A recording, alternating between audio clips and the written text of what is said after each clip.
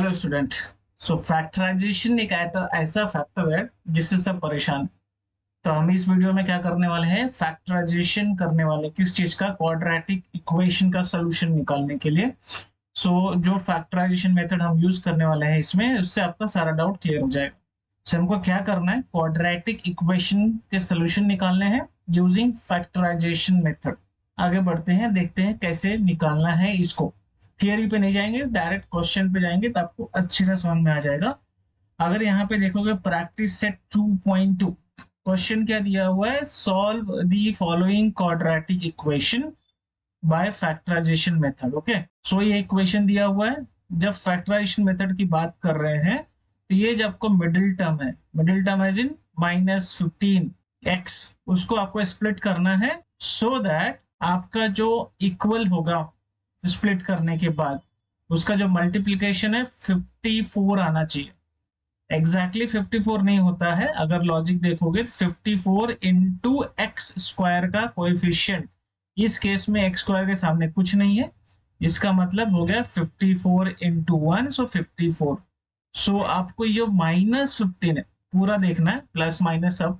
सो -15 को इस तरह से स्प्लिट करना है कि उसका जो मल्टीप्लिकेशन है, मतलब गुणा करने के बाद 54 आना चाहिए, और उसका जो डिफरेंस है प्लस माइनस करने के बाद, क्योंकि जो फैक्टर प्लस भी हो सकता है माइनस भी हो सकता है, उसका जो डिफरेंस है वो -15 आना चाहिए। तो करना क्या पड़ेगा, सिंपल टेबल आपको याद होना चाहिए। 54 कौन से ऐसे नंबर से आप फैक्टर निकालोगे, सो उसका मल्टीप्लिकेशन 54 ही रहेगा, बट उसका डिफरेंस -15 है। अगर मैं देखूंगा टेबल जो होता है 2 इंटू 27, सो 54 हो जाता है, राइट। 3 इंटू 18 और 54 हो जाता है। अगर इस केस में देखोगे 18 इंटू 3 54 होगा, और 18 माइनस 3 करोगे तो भी 54 हो जाएगा। तो क्या मैं फैक्टर -18 प्लस 3 ले लूं? नहीं, क्योंकि अगर -18 प्लस 3 लोगे यहाँ पे -54 हो जाएगा। सो सिंबल का बहुत इंपॉर्टेंट है फैक्टराइजेशन में। सब student, most of the student अगर इससे ही परेशान होते हैं, सिंबल की वजह से उनके आंसर गलत आ जाते हैं, जो कि उनको सब कुछ पता होता है। तो याद रखना, ये जो प्लस माइनस है बहुत इंपॉर्टेंट है। सो 54 प्लस यहाँ पे दिया है, तो ये जो उसका मल्टीप्लिकेशन होता है, जो फैक्टर आएगा वो प्लस ही आना चाहिए। तभी और कौन सा नंबर है फिर हमारे पास। सो 54 को अगर हम कर लेते हैं 6 इंटू 9, सो 54 होगा, राइट। बट अगर दोनों को ऐड करोगे तो +15 होगा, तो हम क्या करेंगे, -9 -6 लेते। अब इसको क्या करोगे, अगर ऐड करते हो तो -15 होता है, और मल्टीप्लाई करोगे तो 54 होगा।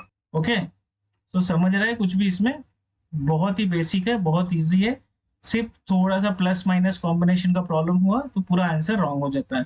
तो इस केस में मैंने बोला कि 54 का स्प्लिट अगर एक्स स्क्वायर का, जो हम आगे देखेंगे, 54 का स्प्लिट मैंने क्या बोला, -6x -9x plus 54 equal to 0।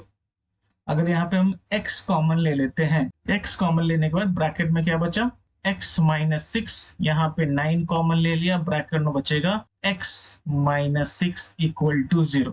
अब दो ब्रैकेट है हमारे पास, x -6 x -9 इक्वल टू 0। इसका मतलब क्या हुआ, इक्वल टू 0 है ना, आइदर दिस इक्वल टू 0 और दिस वाला पोर्शन इक्वल टू 0। तो करना क्या है, दोनों इक्वेट करना है, किसके लिए, प्रॉपर फ्रैक्शन लाने के लिए। x -6 इक्वल टू 0 और x -9 equal to 0। So x is equal to 6 हो गया और x इक्वल टू 9 हो गया। तो इसके दो फैक्टर आते हैं, क्या, x इक्वल टू 6 और x इक्वल टू 9।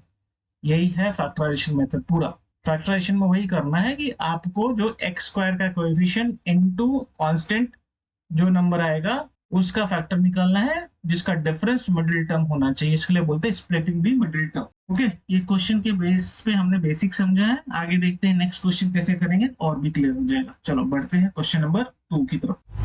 इस क्वेश्चन में अगर देखोगे क्या लिखा हुआ है, x square plus x -20। So again x square के आगे कुछ नहीं है तो 1 होगा।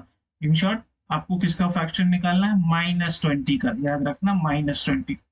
ऐसे कौन से दो नंबर जिसको मल्टीप्लाई करोगे तो -20 होना चाहिए, डिफरेंस 1 आना चाहिए। एक ही नंबर हमारे ध्यान में आता है, 4 इंटू 5, बट हमको क्या चाहिए, तो इसमें से एक टर्म नेगेटिव रहेगा, आइदर -4 और +5। सो करना क्या रहेगा, लेकिन यहाँ पे मिडिल टर्म +1 है, तो +1 लाने के लिए हम इसको माइनस कर देते हैं, और इसको प्लस क्यों, जब इसको ऐड करोगे -4 + 5 कितना हो जाएगा, 1 हो जाएगा, वही तो चाहिए। तो यहाँ पे क्या हो गया factor, x² + 5x - 4x - 20 = 0। x common ले लो, x + 5 बचा, -4 कॉमन ले लो, x + 5 बचा = 0। दो ब्रैकेट मिल गए, x + 5 x - 4 = 0। इसका मतलब क्या हुआ, either x + 5 = 0, x - 4 = 0। So factor आ गया x = -5 और x = 4, दो फैक्टर्स आ गए, इजी राइट। जैसे ही आपने वो थोड़ा सा लॉजिक यूज किया राइट, पूरा सम का आंसर इजी हो जाता है। बढ़ते हैं नेक्स्ट क्वेश्चन। अब यहाँ पे जो x² बोलते हैं जो, या y² का कोएफिशिएंट है, तो अपने को क्या स्प्लिट करना पड़ेगा, इस समय किसका फैक्टर निकालना पड़ेगा, 2 × 13 कितना हो गया, 26 राइट। सो दो ऐसे नंबर जो मल्टीप्लाई करने के बाद 26 है और उसका डिफरेंस 27 होना चाहिए इमीडिएटली, बहुत इजी है। सो 26 × 1 सब पॉजिटिव है तो कोई टेंशन की बात ही नहीं है। सो 26 × 1, सो 2y² + 26y + y + 13 = 0। कॉमन यहाँ पे क्या आएगा, 2y, ब्रैकेट में क्या बचा, y + 13, यहाँ पे कॉमन 1 आया, ब्रैकेट में y + 13, ब्रैकेट आके फिर से y + 13 और 2y + 1 = 0। सो दो आंसर आएंगे, एक तो y + 13 = 0 और दूसरा 2y + 1 = 0। इट मीन्स y = -13 और 2y = -1, y = -half। Very easy, logic clear होना चाहिए, बस 2 मिनट का काम हो जाएगा। फैक्टराइजेशन और क्वाड्रेटिक इक्वेशन से डर ही नहीं लगना चाहिए। चलो बढ़ते हैं नेक्स्ट क्वेश्चन, क्वेश्चन नंबर 4 की तरफ। फिर से अपने पास जो स्क्वायर वाला पॉइंट है उसमें नंबर है, तो 5m², इसको पहले प्रॉपर फॉर्म में रख लेते हैं, जनरल इक्वेशन, सबको एक साइड 22m - 15 = 0। सो -15 ये वाला पोर्शन इंटू 5 कितना हुआ, -75। सो इसको इस तरह से स्प्लिट करो, मल्टीप्लीकेशन क्या आना चाहिए, -75 और डिफरेंस क्या आना चाहिए, -22। Again it's damn easy. Okay कैसे, -25 × 3 मल्टीप्लाई करो, -25 × 3 -75, डिफरेंस निकालो, -22 हो गया। टेबल्स थोड़े क्लियर रहेंगे, फैक्टराइजेशन इजी। देखो मैं क्या किया, फिर 25m + 3m - 15 = 0। कॉमन यहाँ पे आएगा 5m, ब्रैकेट में बचा m - 5, यहाँ पे कॉमन 3, ब्रैकेट में बचा m - 5 = 0। दो ब्रैकेट मिल गए, m - 5 और 5m + 3 = 0। आंसर आएगा m - 5 = 0 और 5m + 3 = 0। इट मीन्स m = 5 और 5m = 3, m = -3/5। कॉन्सेंट्रेट करो, जो लॉजिकल मैंने बोला बहुत आसान है, यूज करो एग्जाम में, कभी गलती नहीं हो। कुछ डाउट है कमेंट कर देना, जरूर हेल्प मिल जाएगा। चलो क्वेश्चन नंबर 5, ये भी प्रॉपर फॉर्म में नहीं है, I mean proper form as in है, बट हमको जिस तरह से चाहिए ना, फ्रैक्शन नहीं चाहिए, फ्रैक्शन को अच्छे से रखना है, इसको इक्वेशन को अच्छे से बना के रखना है। तो हम क्या करेंगे, फ्रैक्शन निकालने के लिए 2 थ्रू आउट से मल्टीप्लाई कर देंगे, तो क्या हो जाएगा, 4x² - 4x + 1 = 0। ओके, तो हमको फ्रैक्शन किसका निकालना है, 4 × 1 कितना हो गया, 4। तो ऐसे नंबर जिसको मल्टीप्लाई करने के बाद 4 आए, सो 2 × 2, बट हमको डिफरेंस कितना चाहिए, -4। सो -2 -2 ऐड करोगे तो क्या हो जाएगा, -4 राइट। सो 4x² - 2x + 1 = 0। कॉमन क्या है यहाँ पे, 2x, ब्रैकेट में क्या बचा, 2x - 1, यहाँ पे -1 कॉमन आ जाएगा, 2x - 1 = 0। फिर से दो bracket, 2x - 1 2x - 1 = 0। So answer आपका दोनों एक ही है। सो 2x - 1 = 0, 2x = 1, x = half. Okay, दोनों एक ही है, इसका मतलब ये मत समझना कि उसका एक ही फैक्टर लिखूं, हाफ नहीं, दो फैक्टर आएगा ही आएगा। So 2x minus 1 equal to 0, again 2x x equal to half. So always दो फैक्टर आएंगे, हाफ कॉमा हाफ, दो फैक्टर, इस तरह से आंसर आएगा इसका। ऐसा मत करना दोनों एक ही है तो एक ही आंसर लिख दो, ठीक है। चल नेक्स्ट क्वेश्चन की तरफ, कितना फटाफट हो रहा है हमारा question.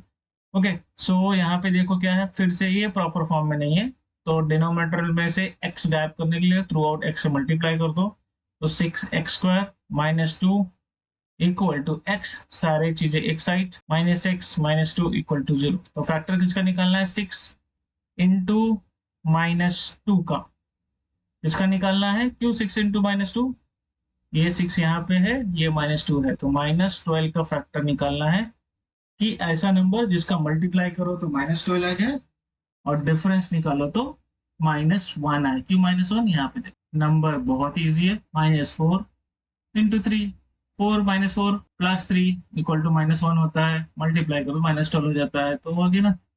So 6x² minus 4x plus 3x minus 2 equal to 0।